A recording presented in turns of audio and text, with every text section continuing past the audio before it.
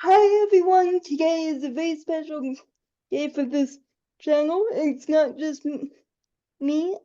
Today I have a very, very special guest from the Alberta legislature. She is currently helping us to have an Accessibility Act. We'll find out what that means in a couple minutes. She is a member of the NDP party, and I am so pleased to have her here with me. And please help me give a warm welcome to Marie MLA of St. Albert, Marie Renaud. Thank you, Marie. Oh, thank you, Alyssa. So, can you tell me what an accessibility act is for those who don't know? Sure. So accessibility legislation, it's more than just legislation that talks about like the built environment. So doing things so that our built environment's accessible, like ramps or door openers or lowered light switches, things like that. Accessibility legislation really looks at all aspects of our lives, and then basically is saying we want to, number one, identify all the barriers to life in all areas, remove them, and then most of all, most importantly, prevent them from ever happening again. So the different areas that the legislation looks at obviously is the built environment, right? So that's buildings, homes, offices, transportation infrastructure. So it looks at the built environment. It looks at the way we communicate with each other. So both the way that we release information to the public so that it's accessible to everybody. It looks at procurement, the way that government buys things has to be accessible. It looks at transportation. It looks at the development and the delivery of all programs. It looks at employment, and it looks at, of course, education. So you can imagine, basically, accessibility legislation looks at all aspects of life. Now, there's a really good example of it. The federal government actually it started, I think, in 2017, but it was proclaimed in 2019. So the federal government created accessibility legislation, and it's called Accessible Canada. And what it says it's going to do is identify and remove and prevent barriers to Canadian life so that we are a barrier-free place by 2040. Now, of course, federal government can only make laws about stuff that's in their jurisdiction, and the same is true for Alberta. So when we create Alberta accessibility legislation, the same is true here, is that this legislation will cover all of the things that are under the jurisdiction of the government of Alberta. Right. That makes sense. And because it's so broad, when we've met before in my other advocacy groups, I kind of stole you over. I'm like, hey, can we do this? So thank you again. But you kept saying it's a framework legislation. And for those who don't know, can you briefly define framework? Because then it will Sure. explain the general nature of the rest of the questions I have as well. So, Sure, I can answer that. So what legislation does, so when we create laws or bills, like when we pass bills, what we do is we pass laws. Now, laws typically are pretty general, right? So they don't include all of the rules underneath. So a piece of legislation could say something like, all of the buildings that are owned and operated and managed by the government of Alberta must be barrier-free. right, So that could be the legislation. Now, underneath comes all the regulations and the policies that bureaucracy makes, right? So that would be, let's say the policy was, we're going to look at all of the buses in Alberta that the government of Alberta paid for and operate, which is none, but it's just an example. Let's say we're going to look at all the buses, make sure they're accessible. So we're going to establish a committee of experts that know how to to assess the accessibility of a vehicle. Then we're going to have experts that know how to make the changes. And so those people are going to recommend policy for that area. It'll pass. And then that's how you start to look at individual pieces under a larger, sort of broader piece of legislation. So what it means is the law will say, this is our goal. We want everything to be accessible, including built environment, employment, programs, transportation.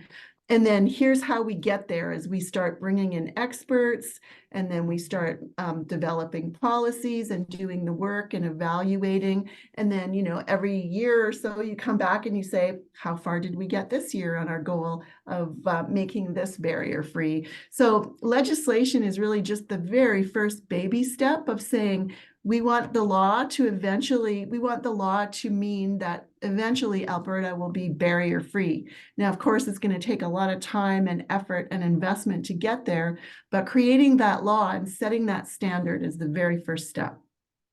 Mm-hmm. And with this in mind, ideally, what would you say is barrier free for you? Like, what would be the situation where you would look upon it and be like, we did it? Whether Yeah. it's from your party or someone else. Yeah, so something that was barrier free. So let's say the government of Alberta funded and opened their own early learning center for kids, right? So if they're going to get a building, hire staff, and develop a program that was early learning, like daycare early learning for children. So for that to be barrier free, obviously it would have to have no physical barriers for anybody, so that whether or not you used a wheelchair or a walker, or if you were ambulatory, it would also have door openers if that's what you needed. It would have accessible washroom, accessible kitchen prep, a place to eat. All of those things physically would be accessible and barrier free. But more than that, if the programming was being delivered by the government and needed to be barrier free, then that's a different story too. So you would have to look at those standards of barrier free. So that would mean, let's say if someone needed it delivered in American Sign Language, or someone needed it delivered with symbols, or someone needed to have some hearing equipment in order to be able to access it. So whatever is barrier free. And so it would be in that early learning center, it would be the building, it would be the programming, and that would make it barrier free. So it would be multiple aspects of a program or of a place. It's hard to give examples with them. I'm making these up as I go. They might not be making a lot of sense. No, they are definitely. So just making sure that we don't stereotype individuals as one aspect of accessibility, which I appreciate being a quadriplegic, believe me. So what can people, first of all, does Alberta already have legislation like this, and if not, how can people get involved to make sure that this becomes more well known and widespread as far as information goes? Yeah. So yeah, Alberta does not currently have accessibility legislation. So we're one of two jurisdictions in the whole country that doesn't. So we really got to get it together and get going and develop some accessibility legislation. We can't, it's going to be a long journey to do all this work, right? Well, for sure, firsthand, how many barriers are out there. There's a lot of barriers out there. And I don't mean physical barriers. We have like basic standards right now. There is a degree of accessibility out there, and it's only because of building codes and safety standards. But we don't have any accessibility legislation that goes beyond just getting into a place and navigating a place, right? So for example, in terms of, let's say when we're reviewing reports with the government. So the government every year will, let's say, report on, we have this program where people can learn trades, like job skills. They can learn trades, and it's called apprenticing. We have these large apprentice programs.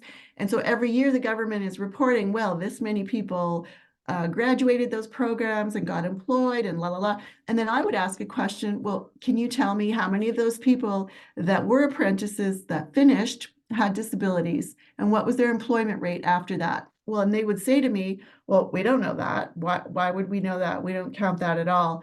And that's the problem without accessibility legislation, is that we don't design programs that must be barrier-free. And when a program is barrier-free, you are going to attract people with all kinds of ability and disability, and then you're going to be required to report on it. So until we get to the place where you must look at what barriers are there and remove them and make them inclusive for people with disabilities, we're not going to really get anywhere. And because there's no law that forces people to do the work, we're really not getting anywhere. I definitely agree on that. So this is more a personal question, but in my experience, and if you're complete outlining this, forgive me, but in my experience, when people are interested in disability, it's because they have someone in the family or they had family history with disability. And so I'd like to ask you, what brought your attention to the disability issue? Oh, well, I think lots of reasons. I think that I did have, I had two brothers that, with their own challenges. One, was mentally ill, had schizophrenia. He's not around anymore. Another with some other challenges. And so I think you're quite right, is that a lot of people end up doing work maybe in the sector because they're just something they're comfortable and familiar with. Often it is, themselves. They don't always look disabled, but, perhaps there's something going on that people can't see. And so people, I think for all kinds of reasons, people are really walk this path. And I think for me, I've just seen through my work and my own personal life, I've seen some of the saddest things that I've ever seen are wasted talent. And I have seen friends of mine, people that I know that have disabilities that are incredibly skilled and I know would be like fantastic additions to different teams and jobs, and they just don't get those jobs, right? They just don't get those opportunities. And for me, I just see how much talent is wasted. And I think that when people are given the opportunity to be all that they can be and live the lives that they want, I think we're all better off. It's good for our economy, it's good for our community, it's good for our health. And so, I've seen when it works, it works really well. And when people are included, really cool things happen. And yeah, that's kind of what drives me. Wonderful. You kind of answered my last question there, but the title of this conversation series, which I hope to do with many, is inspiring and able. So what inspires you to keep going, even though wait, actually I am sorry. My other question is, how can other people get involved so that we can add the proper, we can be persistent in our pressure saying people want this? Like, how can people reach out and help with this endeavor so we can actually see this barrier-free Canada by 2040, or this Accessibility Act within relatively short time? Well, I think that's a great question. I think, well, number one, I think it's really important for everybody to write to their MLA. So I've got a private member bill called Accessible Alberta coming in the next little while. I'm not sure when, but I think it would be really important for anybody to contact your MLA, no matter who it is, and say, I'm your constituent. I think accessibility legislation is a must. I really want you as my elected representative to support accessibility legislation when it comes up. That's super helpful. Yep. I think it's really important to talk about it to anybody that you can think of. Get the interest out there, particularly if you belong to any advocacy groups. Just let them know that this is going on. I mean, some advocacy groups have been pressing for this for many, many years, so they're already on it. But, younger people too, like yourself, I think it's really important for young people for your future. I mean, this kind of legislation is really important for the future. So, I think for everybody, all of us together, to start pressing our elected people and telling them we need this. Exactly. So, and and if I'm really big on focusing on progress too. So, what has the progress been in this Accessibility Act fight that you've seen since you've brought it to people's attention? Well, I think people are talking about it more in Alberta. So I think, anytime we're talking about it, that's a good thing. But I think we've had some really great examples, and I think we're fortunate that the federal government, and this is not a partisan thing, this is all politics aside, but as a government, the federal government did something really progressive, and they brought in this accessibility legislation in 2019. And as a result, we're starting to see some progress. So if you go online, you can actually read like a report card on how they're doing with process. So you can see the different groups that they're setting up that are creating different policies and different activities, and you're starting to see that work happen. I think that we've all heard about the new disability benefit, right? The $600 that was created. It's not passed yet, but it is there. And all of that is rolling out of legislation that says we have to remove barriers. And of course, we know one of the biggest barriers is poverty. And so we won't be able to change the big picture. And this takes a long time to turn this thing around. But it's really, really important that we look to the examples that we have and then recognize here in Alberta, we're falling farther and farther behind every single year. We need to get it together and get some work done so we catch up. We've got some work to do. Wonderful. And do you have, or you've been saying it along, but do you have like a final message to motivate the listeners in Alberta and outside? Sure. I think that one of the very cool strengths that the disability community has, and the allies of people with disabilities and their families, is that when they decide that they want something and when they advocate together, they're just a ferocious voice that has amazing lived experience and examples to give. And I think when we've seen the disability community sort of advocate together and come together and demand something, you see it happen. That's how all the big changes have happened. I look over the last 100 years, and some of the big changes in the sector have happened because of people with disabilities. So it is I encourage everybody, especially young people. You're the ones that, this all needs to change for.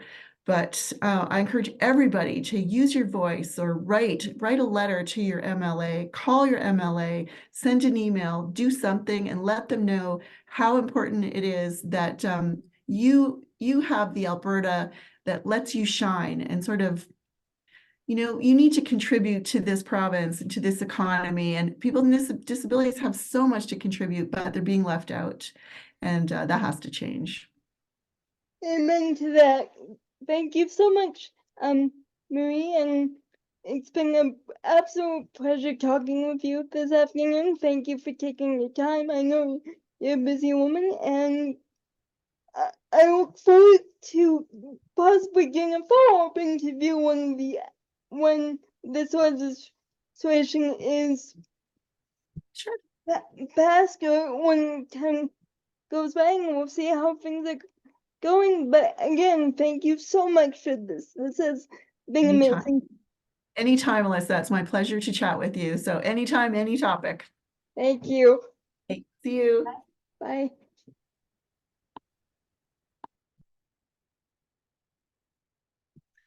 She left. Well, that was great. And like she said, if you live in Alberta, please write to your MOA, and I hope let's make some change, people. I love to you all. Yes. So I am excited and far away from my computer and good combination, but again, I hope you enjoyed that.